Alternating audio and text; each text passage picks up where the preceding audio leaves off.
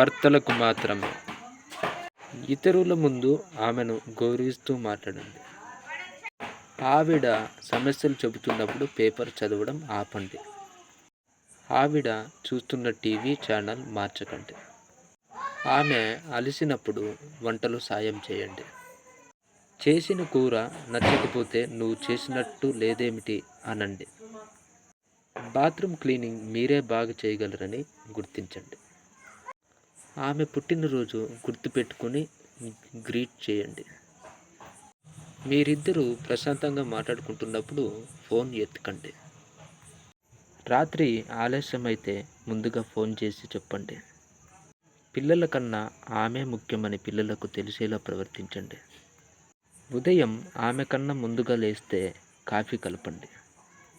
వారానికి ఒకసారైనా బయట రెస్టారెంట్కు తీసుకెళ్ళండి. ఆమె మూడు బాగలేనప్పుడు ఏమి జరిగిందని అడగండి. ఆమెతో బయటికి వెళ్ళినప్పుడు దిక్కులు చూడకండి. వారానికి 4 సార్లు ఆమెతో కలిసి భోజనం చేయండి.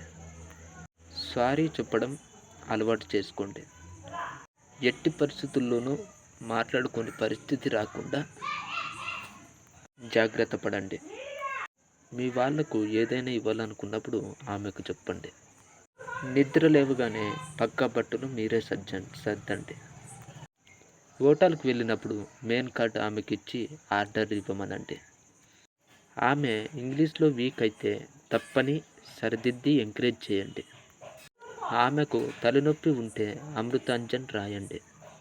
ఆమె సమస్యలు చెబుతున్నప్పుడు వాచ్ కేసి టీవీ కేసి చూడకండి.